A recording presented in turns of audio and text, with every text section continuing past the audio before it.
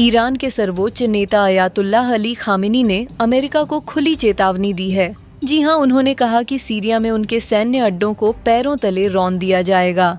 खमन ने सोमवार को एक शहीद कमांडर के सम्मान में आयोजित समारोह में भाषण देते हुए यह बातें कही। बाद में सोशल मीडिया यानी कि एक्स पर एक पोस्ट में उन्होंने सीरिया में अमेरिकी सैन्य ठिकानों के बारे में खुली चेतावनी जारी की। एक्स पर खामेनी ने लिखा, आज अमेरिका लगातार सीरिया में ठिकाने बना रहा है। इन ठिकानों को निसंदेह सीरियाई युवाओं के पैरों तले रौंद दिया जाएगा। खमेनेई ने अमेरिका को यह धमकी भरा संदेश अमेरिकी सैनिकों द्वारा पूर्व रेवोल्यूशन गार्ड कुद फोर्स कमांडर कासिम सुलेमानी की मौत की 5वीं वर्षगांठ के अवसर पर आयोजित एक समारोह में दिया। खमेनेई ने चेतावनी ऐसे वक्त में दी है जब अमेरिका में सत्ता परिवर्तन होने वाला है। डोनाल्ड ट्रंप 20 जनवरी को राष्ट्रपति पद की शपथ लेने वाले हैं। माना जा रहा है कि ट्रंप के शपथ ग्रहण के बाद ईरान अमेरिका संबंधों में और गिरावट आ सकती है। हालांकि दोनों देशों के बीच लंबे समय से तनातनी के रिश्ते रहे हैं।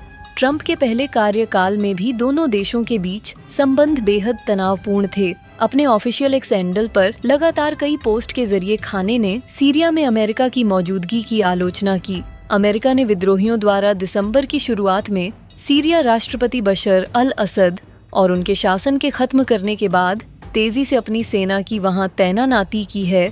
ईरान इंटरनेशनल की एक और रिपोर्ट के अनुसार खमेनेई ने अमेरिकी ठिकानों को सीरिया युवाओं द्वारा रौंदे जाने का जो उल्लेख किया है वो उनका उस बयान के बाद आया है जिसमें उन्होंने सीरिया के युवाओं को 11 और 13 दिसंबर को विद्रोहियों से लड़ने और देश पर फिर से कब्जा हासिल करने के लिए प्रोत्साहित किया था।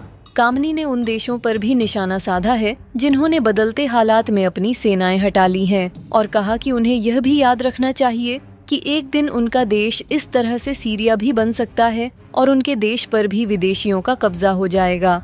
Supreme leader Ayatollah Ali Khamenei ने कहा कि अंतिम जीत सत्य की और सत्य से लड़ने वालों की होती है। ईरान के सरकारी समाचार outlet Islamic Republic news agency के मुताबिक खामेनेई ने कहा कि जो लोग आज बेकाबू हो रहे हैं उन्हें एक दिन ईमान वालों के पैरों तले रौंद दिया जाएगा। बता दें कि सीरिया में असद शासन के पतन से पहले ही अमेरिका ने अपना सैन्य विस्तार करना शुरू कर दिया था। दमिश्क में अब अमेरिकी सैनिकों की उपस्थिति दोगुनी होकर 2000 के करीब हो चुकी है। गौरतलब है कि 2015 में इस्लामिक स्टेट समूह से लड़ने के लिए अमेरिकी सैनिकों ने पहली बार सीरिया में प्रवेश किया था।